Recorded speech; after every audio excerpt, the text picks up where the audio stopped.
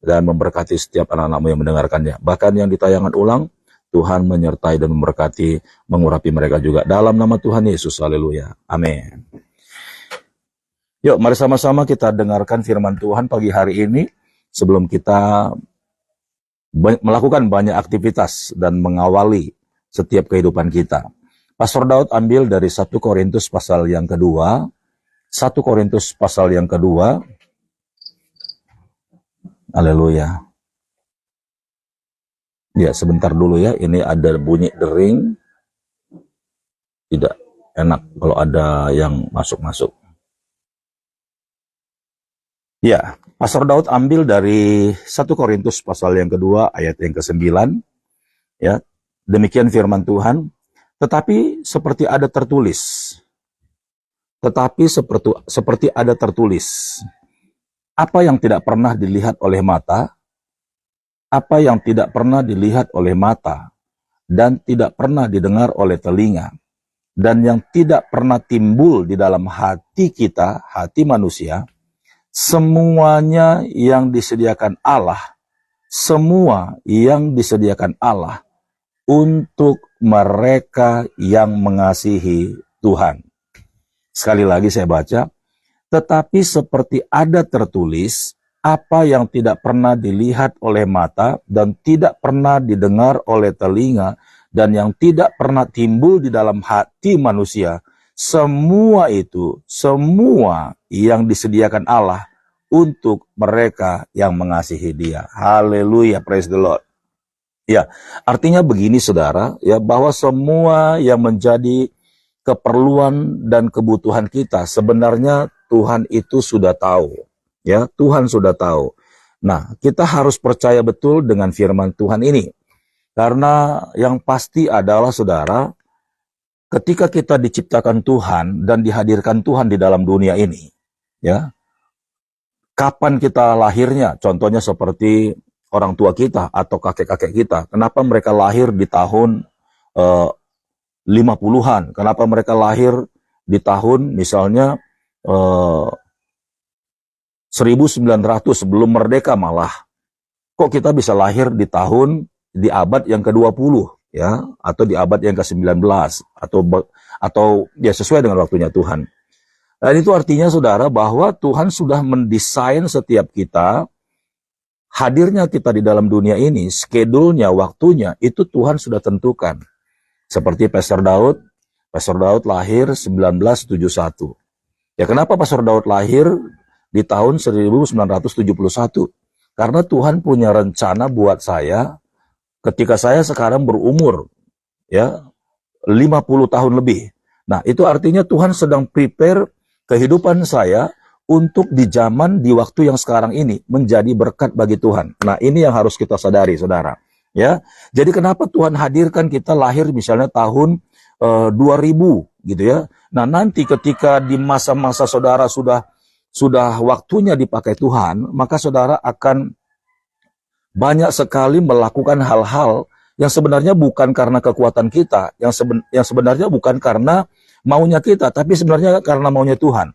Mungkin saudara bertanya, atau saya pun pernah bertanya kecil, kok kenapa saya sekarang jadi hamba Tuhan? Padahal saya dari kecil, saya punya mimpi, saya menjadi seorang insinyur, ya, insinyur mesin. Lalu saya menjadi orang yang istilahnya sangat berguna, khususnya buat keluarga saya bekerja, gaji saya banyak, lalu ya saya diberkati dengan luar biasa. Tapi kok saya sekarang bisa jadi hamba Tuhan? Nah, ini bukan pelarian saudara, tetapi sebenarnya saya percaya betul panggilan atau rencana Tuhan yang sudah Dia desain sebelum dunia dijadikan di dalam setiap hidup kita. Dan kapan kita dihadirkan dan kapan pula kita harus melakukan rencana Tuhan itu Tuhan sudah setting. Tuhan sudah tahu. Makanya dalam perjalanan hidup kita, itu Tuhan sudah mengerti apa dan seperti apa nanti kendalanya, itu Tuhan sudah tahu, saudara. Nah, makanya kalau kita kembali kepada pencipta kita, kepada Tuhan kita, maka sebenarnya tidak ada hidup yang terlalu sulit. Tidak ada. Tidak ada hidup yang terlalu susah, tidak ada. Masalahnya banyak orang kenapa menderita, kenapa susah, kenapa mengalami tekanan yang begitu luar biasa, karena dia memberontak. Karena dia memberontak, dia melawan rencana Tuhan tanpa dia sadari. Kalau dia seandainya semua manusia ini dalam program Tuhan, dia mengalir seperti apa maunya Tuhan. Sekalipun dia menghadapi masalah yang begitu berat di hadapannya, di dalam hidupnya, saudara. Tetapi kalau dia tahu bahwa jalan yang jelek itu, jalan yang buruk itu memang adalah suatu waktu yang harus memang dilintasi, Tuhan memang tidak akan menghindarkan kita dari itu, tidak. Tetapi Tuhan akan memberikan kekuatan dan kemampuan bagi kita untuk melewati itu. Nah, ini yang harusnya kita sadari. Nah, ketika kita sudah mengerti rencana Tuhan dalam hidup kita, ya kita melihat kok saya agak aneh ya, kok kita melihat kita kok seperti ini. Bukan saya seperti ada sesuatu yang memimpin menuntun saya, yang saya sendiri nggak tahu. Ya, saya merencanakan hidup saya begini, kok saya sukanya melakukan ini. Nah, saudara, ini berkat oleh Tuhan. Kalau saudara sudah melihat ya bagaimana rencana Tuhan di dalam hidup saudara. Ya, contoh lagi misalnya seperti ini. Dalam satu event saudara tahu bahwa saudara itu tidak sanggup. Ya, mungkin masalah keperluan saudara nggak sanggup. Nah, lalu saudara mau coba dengan cara apapun, saudara sudah pikir-pikir, saudara tidak akan sanggup. Ya, untuk mendanai itu, contoh apa, kuliah atau sedang menghadapi sakit penyakit gitu ya, mungkin sedang akan dibawa ke rumah sakit atau bagaimanapun ya, mungkin saudara berpikir juga sudah putus asa. Tetapi dengan keajaiban Tuhan, Tuhan berikan solusi-solusi saudara. Tuhan buka jalan, Tuhan menolong saudara, Tuhan membebaskan saudara. Bahkan yang tadi saya katakan kuliah, saudara pikir saudara nggak akan mungkin bisa kuliah karena uang kuliah begitu besar, begitu mahal. Lalu saudara pikir, udahlah cukup sampai di SMA saja atau di SLTA. Tapi dengan keajaiban Tuhan, ada saja jalan terbuka. Nah, saya mau katakan saudara, itulah rencana Tuhan di dalam hidup kita. Itulah perjalanan hidup kita yang harus kita genapi. Nah, sebenarnya Tuhan lakukan itu agar rencana Tuhan tergenapi di dalam hidup kita, saudaraku. Tergenapi di dalam hidup kita. Nah, sering sekali kita tidak menangkap pesan ini menjadi sebuah karya Tuhan dalam hidup kita untuk kita bisa melakukan dan menyenangkan hati Tuhan. Ya, lalu ketika Tuhan menolong kita, memberkati kita, menyertai kita, dan memberikan jalan kepada kita, ya kita anggap itu seperti pertolongan orang lain yang tiba-tiba berbuat baik kepada kita, atau ya mungkin ada rezeki aja gitu ya, kayak ya terima kasih Tuhan begitu. Tidak, saudara. Jadi ketika Tuhan bawa kita ke dalam perjalanan hidup yang kita sendiri sebenarnya nggak suka, tapi memang kita harus terobos, kita hadapi, dan Tuhan tahu di titik-titik tertentu kita akan menghadapi masalah-masalah berat, dan Tuhan nggak akan tinggal diam, ya. Tuhan nggak akan melepas tangan, tidak. Dia ada pada saat itu, di masalah itu. Dia hadir pada saat kita sedang menghadapi persoalan itu, dan itu artinya dia sedang menuntun hidup kita, saudara-saudara. Ya, saya baca sekali lagi. Tetapi seperti ada tertulis, apa yang tidak pernah dilihat oleh mata dan tidak pernah didengar oleh telinga, dan yang tidak pernah timbul di dalam hati manusia, semuanya yang disediakan Allah untuk mereka yang mengasihi Dia. Untuk mereka yang mengasihi Dia, perhatikan baik-baik. Untuk mereka yang mengasihi Dia. Nah, jadi saudara-saudaraku ini berkati oleh Tuhan, kita tuh nggak perlu takut gitu loh. Nggak perlu takut ketika kita menjalani hari-hari kita, ketika kita menjalani hidup kita. Kita nggak perlu takut, saudara, karena Dia dalam rencananya Allah dalam hidup kita, Dia sudah tahu apa yang kita butuhkan. Dia sudah tahu apa yang akan kita hadapi. Dia sudah tahu. Jadi tugas kita adalah tenang, ya, tenang, dan kita tunjukkan bahwa kita ini adalah orang-orang yang mengasihi Tuhan, yang menggenapi rencana Tuhan. Haleluya. Jadi Tuhan sengaja menggiring kita karena Tuhan punya rencana besar dalam hidup kita. Contoh seperti Musa, saudara. Ya, di dalam satu peristiwa di zaman itu, ya, seorang raja marah karena ada seorang anak lahir dan anak ini eh, punya rencana besar sebenarnya di hadapan Tuhan. Lalu terjadilah sebuah peraturan bahwa semua anak-anak yang lahir di bawah 3 tahun itu harus dibunuh dan dibinasakan. Nah, saudara yang berkati oleh Tuhan, coba lihat bagaimana perjalanan Musa. Lalu ibunya itu memasukkan Musa ke dalam keranjang, dilapisi dengan ter, dan sepertinya, ya ini perbuatan yang terlalu kelewatan, memang nggak ada jalan lain gitu ya. Nah kalau tidak dilakukan oleh ibunya Musa seperti itu, maka Musa dipastikan akan mati, ya dibunuh dengan paksa karena itu peraturan seorang raja. Lalu biar Musa ini hidup, ya, karena Tuhan punya rencana di dalam hidupnya, agar Musa ini harus menggenapi perjalanan hidupnya. Lalu ibunya diberikan Tuhan hikmat untuk melepaskannya di Sungai Nil. Nah, ini yang pertama, ya, benang merahnya itu kita lihat, saudara, bagaimana rangkaian perjalanannya itu disertai oleh Tuhan. Nah, di Sungai Nil ini kan banyak binatang buas, ya, seperti buaya, ya, atau burung-burung yang besar di langit, bisa jadi ular, atau pokoknya benar ancaman yang mengerikan. Nah, kalau kita pakai logika kita, ya, seorang bayi kecil yang masih merah, ya, belum lepas susu, dimasukkan di dalam keranjang, lalu dilepaskan begitu saja di Sungai Nil dengan harapan, Tuhan, aku percaya dan aku serahkan anakku ini ke dalam tangan-Mu, Engkaulah yang melindungi dan menyertainya. Nah, coba saudara lihat, ya secara akal sehat manusia, Musa ketika dilepaskan di Sungai Nil itu, saudara, ya ancaman, ya, waduh itu ngeri sekali, belum lagi gelombang air, ya, itu kalau dia terlepas aja, itu keranjangnya miring dan dia jatuh ke dalam air, pasti mati.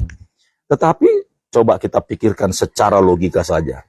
Kenapa perjalanannya ketika dilepas oleh ibunya, Musa itu bisa selamat?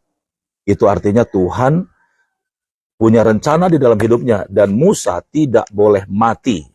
Karena Musa akan dipakai Tuhan untuk membebaskan bangsa Israel dari tanah Mesir di dalam perbudakan itu. Nah kita lihat ketika Musa melewati Sungai Nil, ya Tuhan menjamah hati putri Firaun. Ketika putri Firaun melihat ada keranjang, ya dia tidak berpikir itu sampah, itu onggokan kotoran doang. Enggak, saudara. Tapi putri Firaun itu menyuruh pengawalnya, menyuruh dayang-dayangnya untuk mengambil keranjang itu dan melihat ternyata di dalamnya ada seorang bayi, yaitu Musa.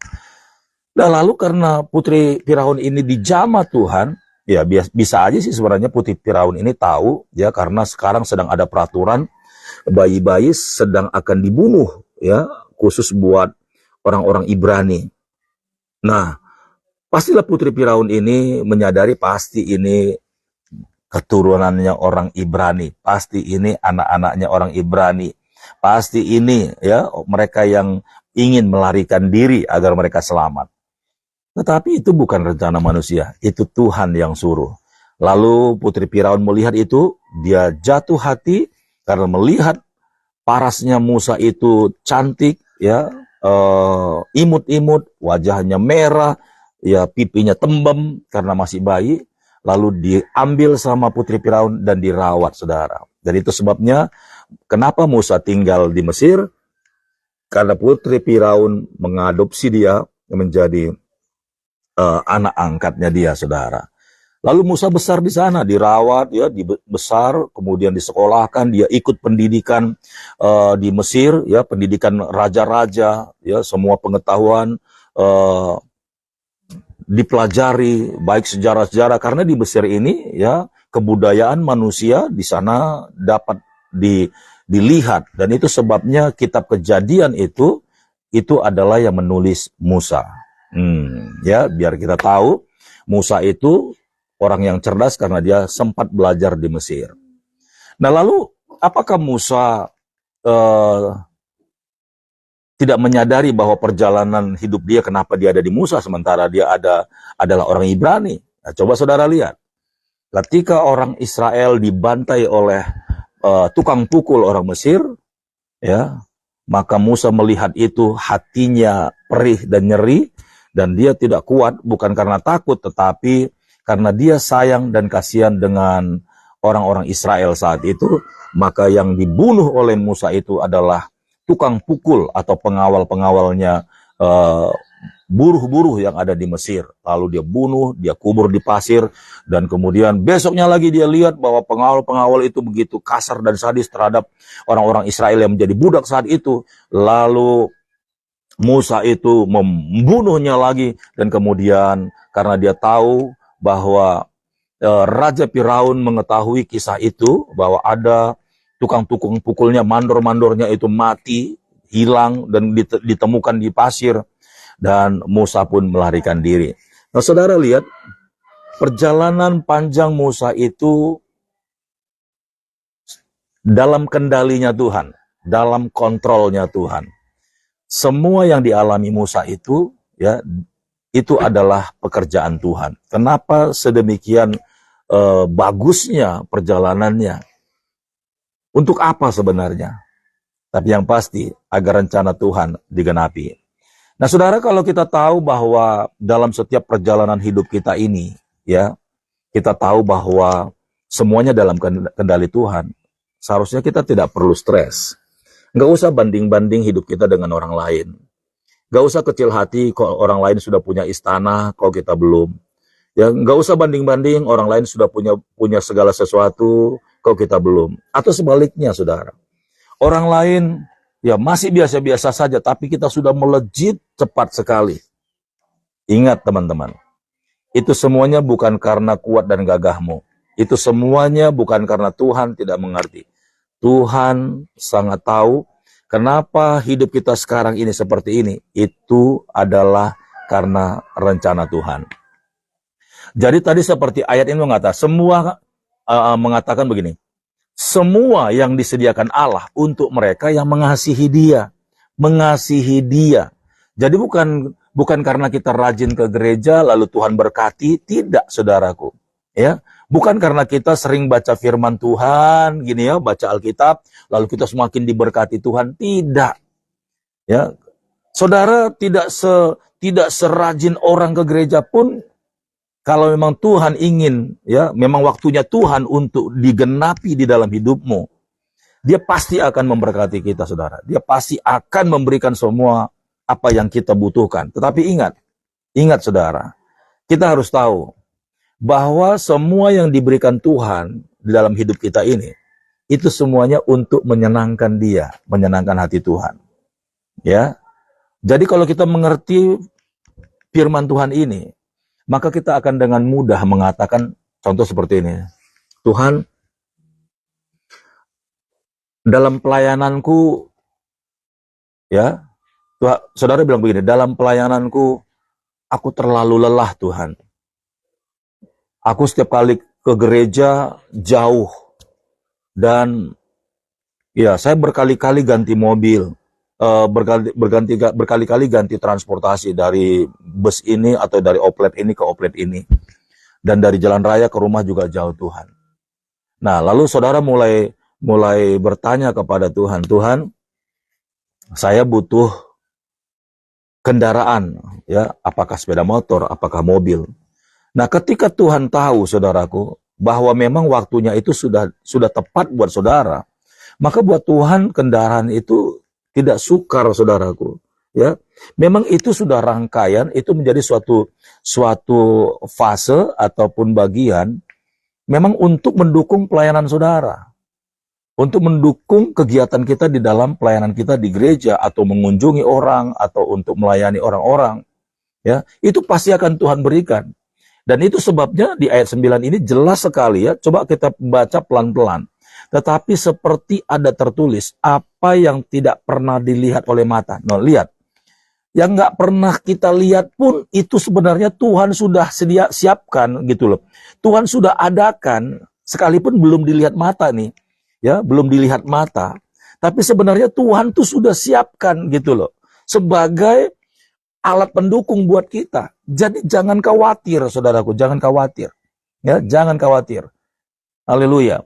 Tetapi seperti ada tertulis, apa yang tidak pernah dilihat oleh mata dan tidak pernah didengar oleh telinga dan yang tidak pernah timbul di dalam hatimu. Tidak pernah timbul di dalam hati kita. Kita keinginan untuk punya mobil, punya kendaraan yang tidak pernah timbul di hati kita. Tuhan sudah siapkan. Nah, dari sini saja kita sudah tahu bahwa sebenarnya benang merah rangkaian perjalanan hidup kita ini itu Tuhan sudah atur, ya. Tuhan sudah atur. Jadi jangan sampai sekali-kali kita berpikir, ini karena aku rajin ibadah, karena aku sering baca Alkitab, karena aku begini, sekalipun memang alasannya rohani. Bukan karena itu, saudara. Bukan karena itu. Tapi karena Tuhan tahu rencananya dalam hidup kita ini harus digenapi. Nah, gitu ya. Ini dahsyat sekali ayat ini, saudaraku. Nah, banyak orang tidak memahami firman Tuhan ini sehingga dia tidak mengerti rencana Allah, rencana Tuhan dalam hidupnya. Dan akhirnya dia akan dibawa Tuhan, diseret Tuhan untuk jauh dari rencana Tuhan. Ya, makanya ada orang melayani Tuhan itu stres, depresi. Makanya ada orang ya nggak bisa sungguh-sungguh, nggak bisa terikat hidupnya dengan Tuhan. Dia seperti lepas kendali, ya, tidak terkontrol. Kalau dikatakan identitasnya, dia Kristen. Tapi kalau ke gereja, dia nggak punya yang namanya semangat, nggak punya sukacita. Itu bukan karena dia itu bukan anak Tuhan, tapi dia tidak mengerti rencana Tuhan dalam hidupnya. Iblis bawa dia lari. Iblis bawa dia menjauh dari hadirat Tuhan. Ya, tetapi orang-orang yang mengerti, orang-orang yang tahu, ya, kalau dia baca firman Tuhan lalu dibukakan, saudara. Sekalipun dia harus melewati jalan-jalan yang buruk, melewati jalan-jalan yang sempit, melewati jalan-jalan yang terjal, melewati tebing-tebing yang tinggi, dia nggak akan lari dari kenyataan. Dia tidak akan menyesali hidupnya. Dia tidak akan mengutuki Tuhan. Dia tidak akan komplain dengan Tuhan. Kenapa Tuhan saya begini? Kenapa saya begini? Tidak. Karena dia tahu ketika dia melewati jalan yang jelek itu, di depan sana Tuhan pasti akan berikan, bahkan Tuhan akan menyenangkan hatinya. Kenapa? Dia tahu, Tuhan, aku mengucap syukur. Ya, kalau hari ini aku lihat teman-temanku semuanya sudah punya kendaraan. Aku bersyukur kalau teman-temanku dia semuanya sudah punya. Sementara aku masih seperti ini. Nah, ketika kita mengerti rencana itu, Tuhan tersenyum. Tuhan tersenyum. Jangan heran, saudara. Ya, jangan heran ketika kita ngomong satu kali, itu Tuhan sudah langsung menjawab. Ya, karena kita sabar dalam perjalanan kita. Sekali lagi saya baca ya. Ini saya sangat tertarik sekali dengan ayat ini. Karena Pastor Daud pun sering sekali melewati fase-fase seperti ini, ya. Dan ada waktu-waktunya Tuhan untuk membuat saya ini terhibur. Kadang-kadang Tuhan itu menyatakan ya segala sesuatu yang tidak saya minta, tidak saya butuhkan, Tuhan siapkan malah. Nah, ketika Tuhan sudah adakan, saya bertanya, Tuhan, untuk apa ini? Nah, lalu nanti setelah beberapa waktu dari situ Tuhan bicara sama saya. Kenapa saya kasihkan ini? Kenapa kamu harus menghadapi ini? Kenapa saya bawa ke sini? Nah, Tuhan ternyata kasih tahu ke saya, oh haleluya, saya mulai mengerti pikirannya Tuhan. Nah, dari situ saya tahu bahwa hidup saya ini sedang ada di dalam kontrolnya Tuhan, dalam kendalinya Tuhan. Jadi saya selalu bersuka cita, saudara. Saya selalu happy aja. Memang masalah ada, mungkin saudara tanya, Pastor Daud nggak punya masalah? Banyak. Tapi kalau saya melihat masalah saya itu artinya saya nggak percaya dengan Tuhan. Itu artinya saya nggak yakin bahwa hidup saya ini dipimpin sama Tuhan. Jadi tidak seperti itu. Ya, saya tenang aja.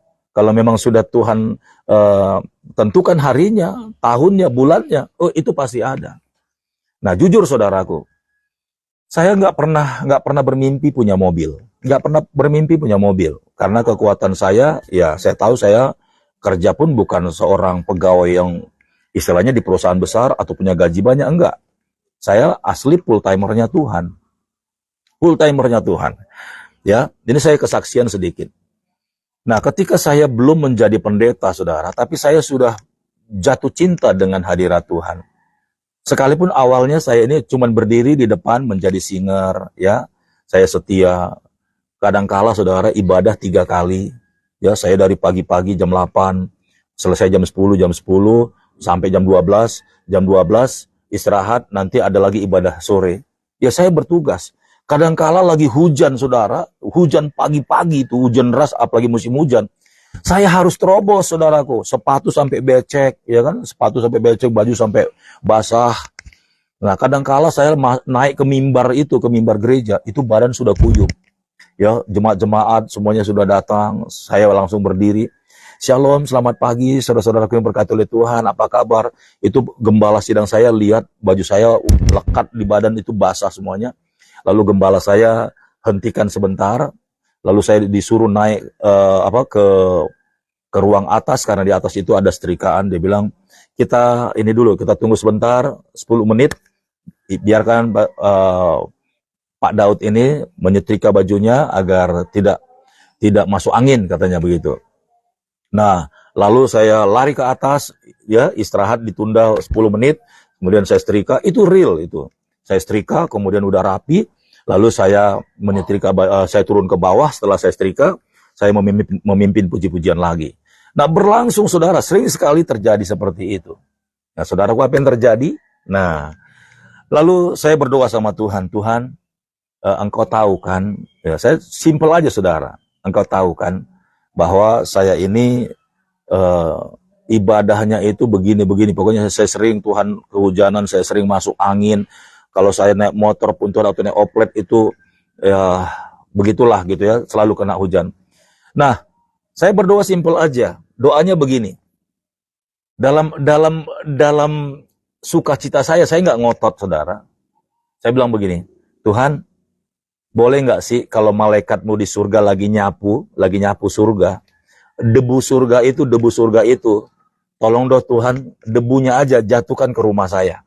Nah, coba saudara lihat, doa yang sederhana seperti itu, kayak main-main kan doanya. Ini benar saudaraku, ini benar, ini kesaksian buat saya. Saya berdoa seperti itu, Tuhan, nanti kalau malaikatmu di surga lagi nyapu lantai, ya, saudara tahu lantainya surga terbuat dari apa? Bukan lantai keramik kan. Kita tahu bahwa surga itu, ya, itu terbuat dari permata, berlian, lantainya aja emas. Emas yang ada di dalam dunia ini tidak ada apa-apanya, sekalipun orang sebut 99,9 karat katanya. Dibanding dengan emas yang di surga sana, itu nggak ada apa-apanya, saudaraku. Nah, lantai surga itu terbuat dari emas, dinding-dindingnya itu dari permata yaspis, saudaraku. Dari intan berlian, semuanya berkilau-kilauan. Makanya di surga itu tidak ada yang namanya malam. Sepanjang hari itu siang. Kenapa? Dari tubuh kemuliaan Tuhan itu memancarkan sinar, dan dinding-dinding semua surga itu semuanya, lantainya itu memantulkan cahaya. Saya bilang sama Tuhan seperti, Tuhan, nanti malaikatmu kalau lagi nyapu, debunya buang ke rumahku ya Tuhan. Cuman debu, saudaraku. Ketika saya berdoa seperti itu, surga mendengar, saudara. Sudah saatnya anakku, aku akan membuat hatimu bergembira. Saudara lihat, kalau saya Pastor Daud ceritakan panjang sekali, riwayatnya kenapa Pastor Daud bisa dapat mobil itu. Tapi yang pasti Pastor Daud singkatkan, saudara. Apa yang tidak pernah terpikir oleh Pastor Daud, bahkan caranya untuk mendapat mobil itu, tidak masuk akal buat saya. Tidak masuk akal. Tapi yang pasti orang-orang kalau secara nalar itu nggak mungkin saya bisa punya mobil dalam waktu yang singkat. Tapi Tuhan izinkan saya, dia buka jalan saudara, dia kasih tunjuk sama saya apa yang harus saya kerjakan. Luar biasa. Pastor Daud berkali-kali melihat keajaiban itu. Pertanyaannya, apakah itu karena ketaatan saya? Bukan, saudaraku. Apakah karena saya rajin melayani tadi? Bukan. Tapi perjalanan hidup saya itu, ya, ketika saya lahir, kemudian anak kecil, remaja, lalu saya mengasihi Tuhan dan segala-galanya. Itu bukan karena kuat dan gagah saya memang on the track, ya, on the rule. Itu memang sudah di jalan rencananya Tuhan.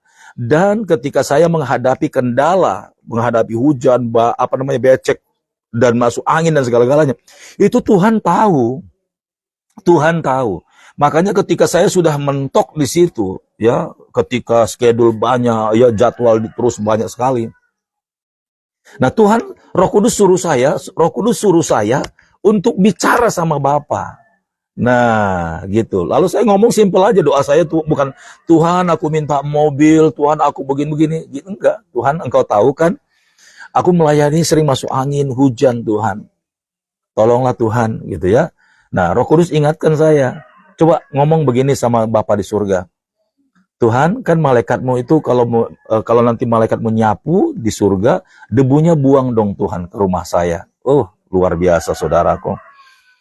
Ya, dan akhirnya lewat doa itu saya diberikan Tuhan mobil.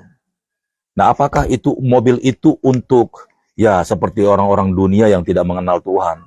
Langsung menjadi sebuah kebanggaan pertama yang disombongkan. Kedua, ya, bukan untuk semakin cinta dengan Tuhan, tapi begitu dapat mobil, saudaraku lupa diri, hari Minggu gak ke gereja, ya, setiap minggu itu jalan-jalan di mall, setiap minggu itu rekreasi, ya, ke tempat-tempat wisata. Pokoknya justru ketika mobil itu diberikan, dia jadi absen dan lupa ke gereja. Nah, ini orang yang tidak mengerti, bahkan dia menganggap bahwa dengan jeripayahnya dia bisa beli kendaraan itu, padahal bukan, saudara.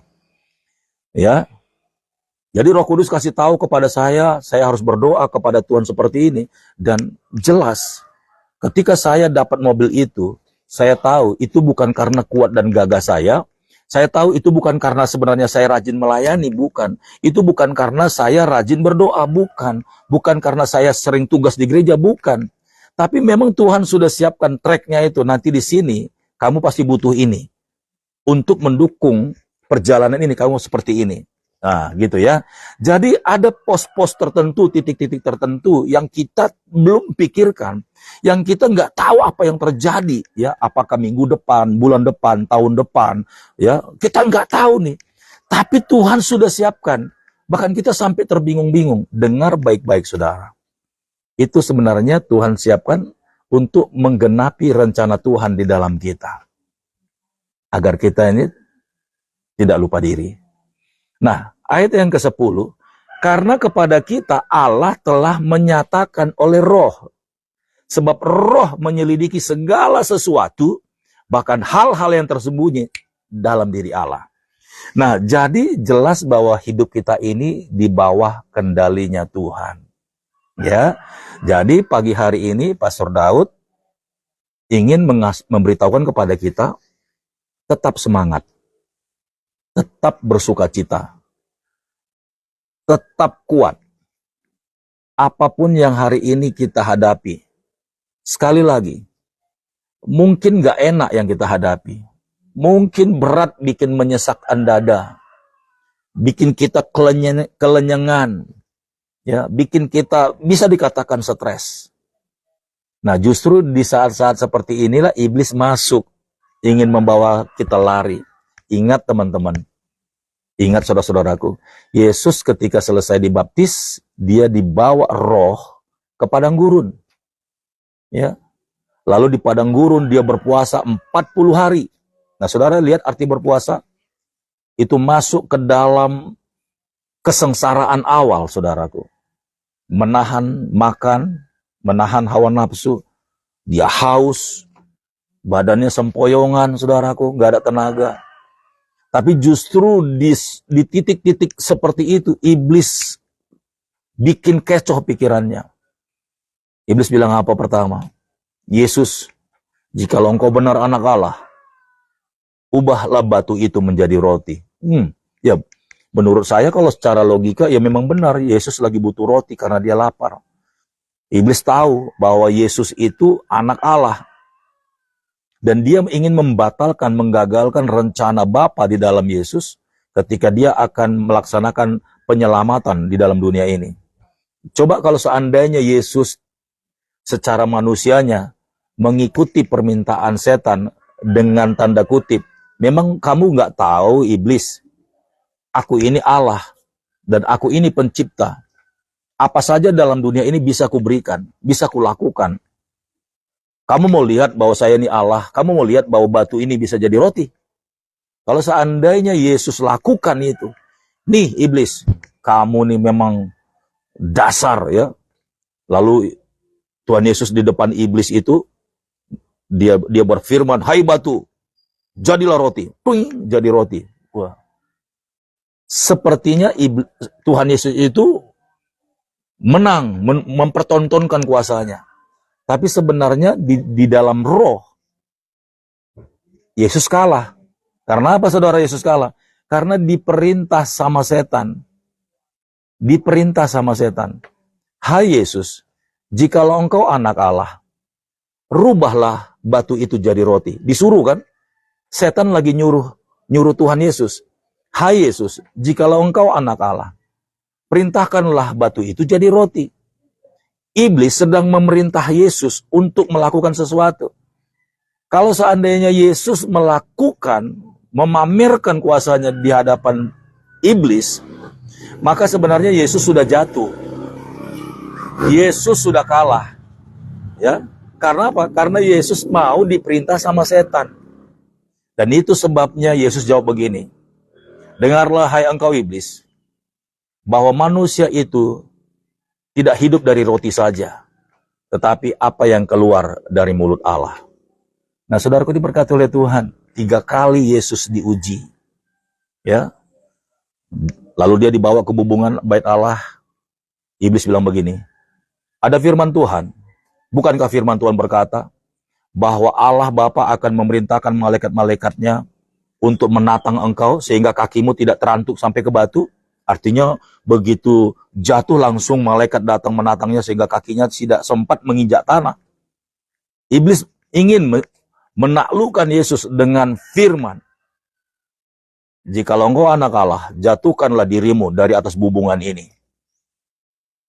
Yesus tidak terkecoh dengan permintaan yang nyeleneh seperti itu. Yesus bilang apa? Hai iblis,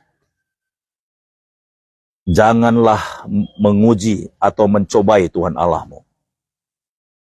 Yang ketiga kalinya iblis tawarkan dunia. Lalu Yesus bilang, hanya kepada Allah saja engkau harus sujud menyembah. Dan Yesus tidak takluk, saudara. Nah, kita belajar dari rangkaian cerita ini bahwa Yesus sedang ada dalam perjalanan menggenapi rencana Bapa. Karena begitu besar kasih Allah akan dunia ini, sehingga ia mengaruniakan anaknya yang tunggal, supaya setiap orang yang percaya kepadanya tidak binasa, melainkan beroleh hidup yang kekal. Nah, ketika Yesus dalam perjalanan rangkaian penyelamatan manusia dalam dunia ini, semua track-tracknya itu sebenarnya Allah sudah atur. Dia menang. Nah, jadi saudaraku di ayat yang ke-10 ini, karena kepada kita Allah telah menyatakan oleh roh, sebab roh menyelidiki segala sesuatu, bahkan hal-hal yang tersembunyi dalam diri Allah. Itu sebabnya kita membutuhkan pengurapan atau penyertaan Roh Kudus.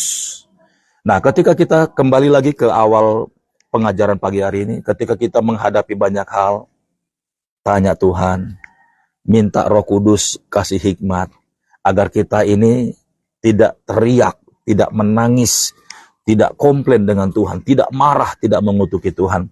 Tapi justru kita bersuka cita. Tuhan, terima kasih. Kami mengucap syukur buat keadaan ini. Karena kami percaya tidak ada segala sesuatu yang kami lewati tanpa sepengetahuan Tuhan. Haleluya.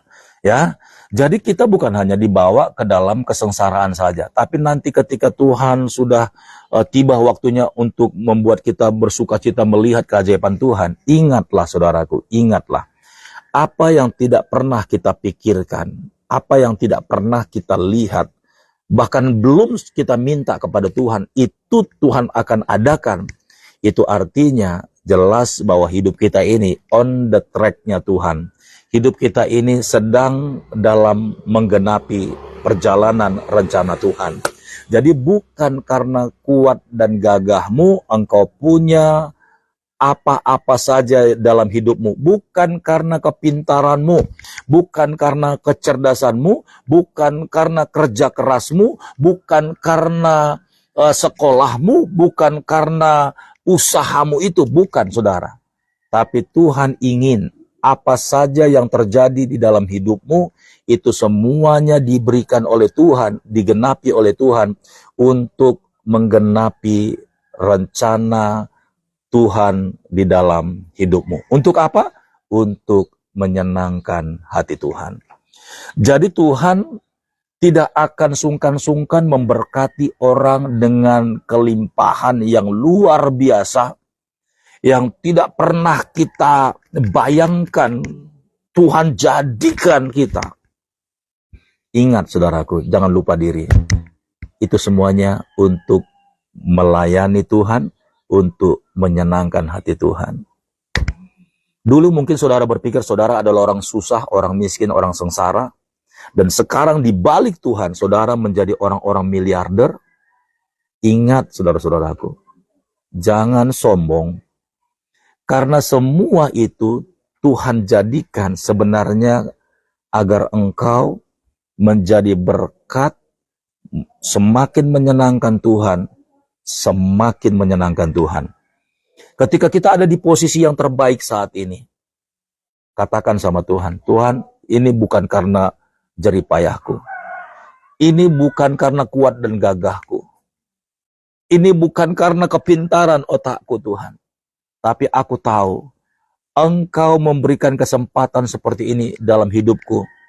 Karena aku sedang melakukan sesuatu untuk menggenapi rencana Tuhan. Haleluya. Saudara lagi susah hari ini, ingat, itu pun rencana Tuhan. Bukan saudara untuk dibunuh di sana, tidak. Tapi saudara sekarang sedang ada di tracknya itu. Tapi percayalah, ketika saudara sudah melewati track masa sukar itu, di depan sana, Tuhan sudah siapkan rencana-rencana yang besar yang saudara nggak bisa bayangkan. Makanya Amsal bilang begini, berkat Tuhanlah yang menjadikan kaya, susah payah tidak menambahinya. Jangan saudara tambahin, memang kaya bisa tanpa pekerjaan. Saya jawab bisa. Tapi Tuhan ingin kita itu agar kita tidak menyombongkan diri, tidak menjadi tamak, tiba-tiba kaya tanpa bekerja, lalu kita buta, kita tidak tahu punya alasan. Kadangkala Tuhan bawa kita ke dalam fase-fase sukar, dan di sanalah Tuhan bukakan misteri-misteri, rahasia-rahasia yang selama ini dicari oleh dunia. Bagaimana caranya bisa hidup diberkati dan kaya raya. Mereka mencari metode-metode, tapi ketika Tuhan bukakan cara yang sederhana itu di dalam hidupmu, saudara, hidupmu itu begitu mudahnya jadi kaya, jadi diberkati oleh Tuhan. Banyak orang seperti itu. Apakah dia sekolah tinggi? Tidak. Tapi ketika Tuhan bukakan rahasia misteri dalam hidupnya, dan dia melihat ada jalan yang Tuhan bukakan, dan dia masuk, saudaraku, dan dia bisa berubah hidupnya. Contohnya, seorang janda di Sarfat, seorang janda dengan minyaknya itu. Apakah dia pernah bermimpi akan menjadi kaya raya? Tidak. Hanya karena minyak dalam buli-buli, saudaraku, yang sedikit itu. Dia datang kepada Nabi Tuhan. Dan Nabi Tuhan itu bilang, masuklah ke dalam kamarmu, berdoalah dan panggil anak-anakmu. Dan mintalah tempayan-tempayan di sekitar rumahmu. Dan jangan terlalu sedikit, banyak sekali. Tuangkanlah minyak itu. Saudara tahu minyak yang kecil itu adalah kasih karunia Tuhan. Begitu janda itu menuangkan minyak itu, saudaraku, tidak pernah berhenti menetes ke dalam tempayan itu. Bahkan sampai tempayan itu habis, baru minyak itu berhenti. Saudaraku diberkati oleh Tuhan, saya mau katakan, kalau Tuhan sudah membukakan misteri berkatnya ke dalam hidup siapapun, sampai terheran-heran keajaiban itu, dalam seketika itu juga, setiap anak-anaknya bisa berubah dari yang kesusahan tiba-tiba menjadi orang yang sangat diberkati. Why not? Semuanya itu memang sudah waktunya Tuhan, agar perjalanan hidup kita menggenapi rencana Tuhan. Haleluya. Sekali lagi saya baca ayat yang ke-9. dan kita akan selesai. Tetapi seperti ada tertulis, apa yang tidak pernah dilihat oleh mata dan tidak pernah didengar oleh telinga dan yang tidak pernah timbul di dalam hati manusia, semua yang disediakan Allah untuk mereka yang mengasihi Dia. Ingat saudaraku, engkau kaya bukan karena kuat dan gagahmu, sekali lagi, tapi untuk menggenapi rencana Tuhan, mengasihi Tuhan. Haleluya. Jadi bukan karena kita rajin baca firman Tuhan, kita rajin berdoa, kita rajin ke gereja, bukan karena itu. Karena Tuhan memang sudah tentukan hidup kita ini untuk menggenapi perjalanan rohani yang Tuhan sudah desain sebelum dunia dijadikan. Dan itu sebabnya saudaraku, tetap semangat, tetap sukacita, jangan cengeng, jangan rewel, jangan suka komplain sama Tuhan. Tapi bilang, Tuhan, penuhilah rencanamu di dalam hidupku. Teguhkan aku, kuatkan aku Tuhan. Sebab aku percaya engkau tidak pernah tinggalkan aku. God bless you. Baik saudara-saudaraku yang berkati oleh Tuhan, sekali lagi terima kasih buat dukungan doanya, terima kasih buat berkat-berkatnya, terima kasih buat apapun yang sudah saudara sampaikan ke dalam Tuhan. Ya, kita berdoa. Haleluya. Bapa, di dalam nama Tuhan Yesus, hamba mengucap syukur buat saudara-saudaraku Tuhan yang menyempatkan diri ikut live renungan pagi hari ini. Terima kasih Tuhan, dari Toraja, Sulawesi, Tuhan hamba mengunjungi mereka, berkati mereka kembali dimanapun mereka berada. Tuhan beri kekuatan dan kesehatan, dan menghadapi hari ini Tuhanlah yang menolong dan menopang mereka semuanya. Berkati keluarga-keluarga, berkati pekerjaan, berkati kesehatan mereka Tuhan. Apabila ada yang sakit, Tuhan sembuhkan, Tuhan jamah, dan Tuhan pulihkan. Terima kasih Bapa buat pagi hari ini. Kalau hikmat-Mu Bapa Engkau berikan kepada hamba-Mu, biarlah Tuhan pengajaran ini juga Tuhan boleh berlaku atas hidupku, dan juga buat anak-anak-Mu dimanapun mereka berada Tuhan. Ketika kami menghadapi banyak tantangan, rintangan, kami tidak putus asa, dan kami tidak berpaling kepada tawaran-tawaran dunia, tetapi kami tetap setia Tuhan, karena kami percaya akan tiba waktunya Tuhan akan memberikan penghiburan-penghiburan bagi kami ketika kami melewati masa-masa sukar, karena kami sedang berjalan di dalam trek rencananya Tuhan. Terima kasih Bapa yang baik, dan saat ini kami akan berpisah. Terima kasih Tuhan buat penyertaan-Mu, dan biarlah berkat-Mu turun atas kami. Dan sebelum kami berpisah, mari Tuhan berkati lebih dulu. Saudara-saudaraku diberkati oleh Tuhan, kita berpisah saat ini. Terimalah berkat dari Bapa di surga, berkat dan anugerahnya daripada Tuhan Yesus Kristus, serta penyertaan Roh Kudus yang melimpah bagi kita, menyertai kita sampai Tuhan Yesus datang kedua kali. In Jesus' name, haleluya, haleluya, amin.